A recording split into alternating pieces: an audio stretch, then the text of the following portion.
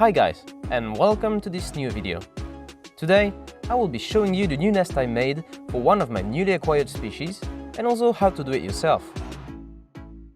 If you remember, last week I mentioned a surprise, so I will be going over that at the end of this video, so I suggest that you stay until the end.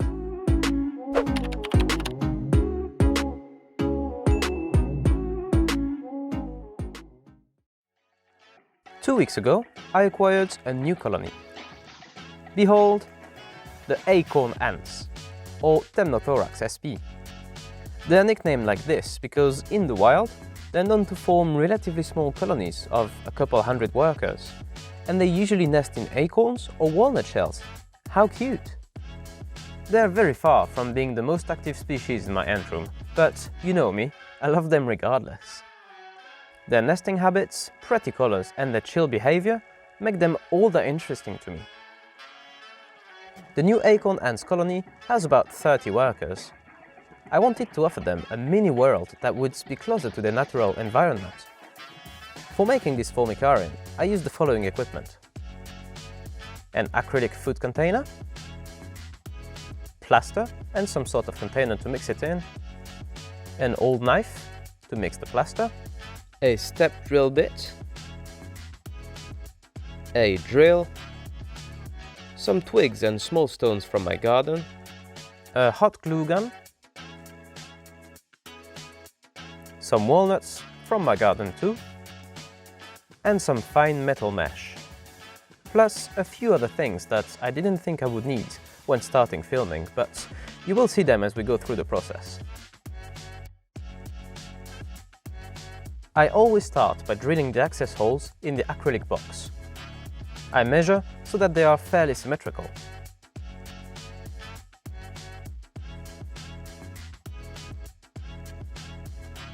Make sure that the size of the hole you drill matches the one of your connecting pipe.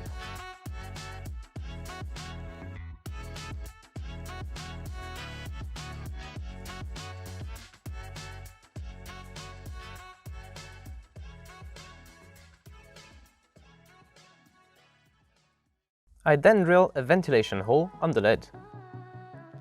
I kind of messed up here, as it really isn't centered at all, but hey ho, you live and learn. When drilling acrylic glass, make sure to go slowly and steady, as you don't want the glass to crack.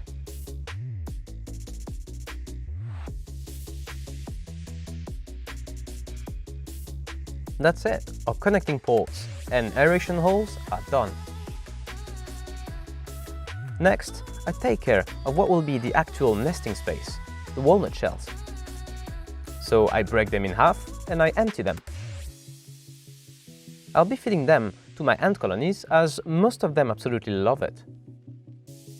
I then drill a small access hole onto the shell.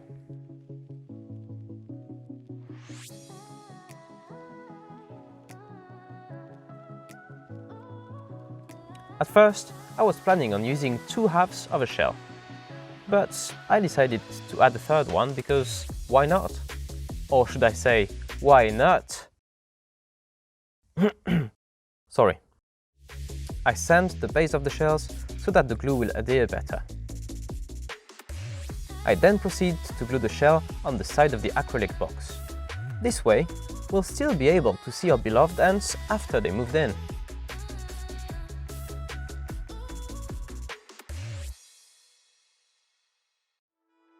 Realistically, they don't really need the 3 separate shells, and I might be blocking the entrances of the ones they don't use, but at least they will have a bit more of a choice like they would in the wild.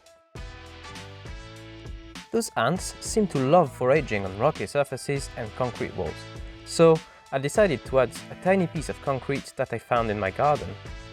I then let my imagination decide where to place some twigs, and I glued them to make sure they don't move. One thing that I often use to forget when making this kind of setup is a dedicated space for feeding. You want that location to be easily accessible, so you can leave the food there and tidy it when the ants are done. So I used a flat bit of wood and a small twig to make a little feeding platform.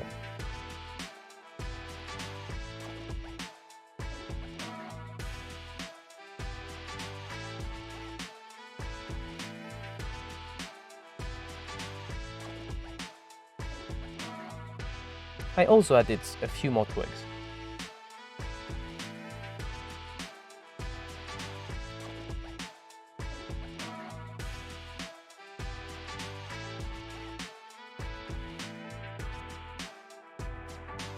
It is now time to make some plaster. This will hold the decor together and also make the setup look more tidy. Beware though, I'm only using plaster because this particular species of ants love a dry nest with just a drinking point in the foraging area. I do not recommend using plaster if you're planning on humidifying it regularly, as it will almost always grow some mold. I mix it until I get a sort of melted ice cream texture.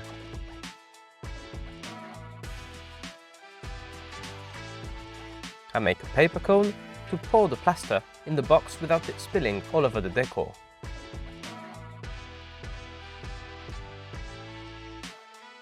I recommend shaking the box onto the tabletop like this, so that it drives all of the air bubbles to the surface of the plaster. You can use an earbud to clean unwanted spillings on the sides of the box. I added a couple more twigs and rocks before the plaster solidified, and I then let the whole thing dry for a couple of hours. Now, because those ants are so tiny, we need to make sure that our setup is escape-proof. So I added some very fine metal mesh on the ventilation hole that I made onto the lid. I glue it on using hot glue. The last thing we need to do to escape-proof our formicarium is a fluon barrier. This is basically liquid Teflon that, once dried, is completely harmless, but is so slippery that it will cause the ants to slip off as soon as they try to cross it.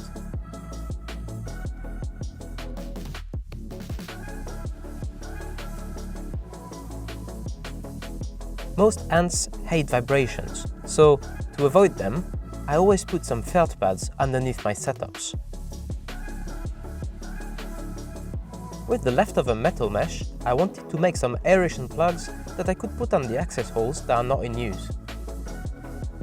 I also had a few bits of tubing laying around, so I recycled those as well. All we need to do now is to let it dry completely for about a week before connecting our ants to it.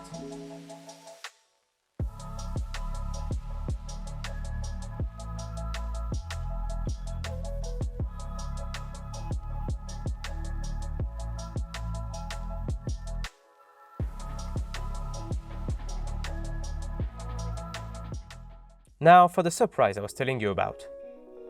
I've got a couple new species that I would like to show you. I will let you appreciate those images for a little bit.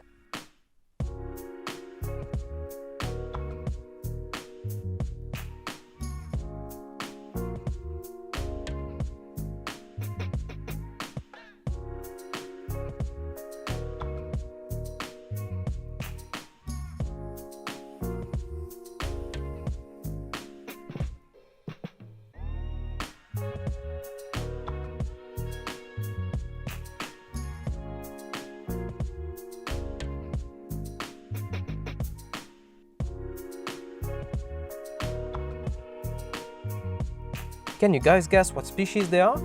Tell me your guesses in the comments, and make sure to check my next videos to find out if you guessed correctly. Thank you for watching this video. If you enjoy my contents, do not hesitate to join a community and subscribe to my channel. Make sure you also click on the bell icon. This way, you will get notified when I release a new video. Thank you for being an enthusiast.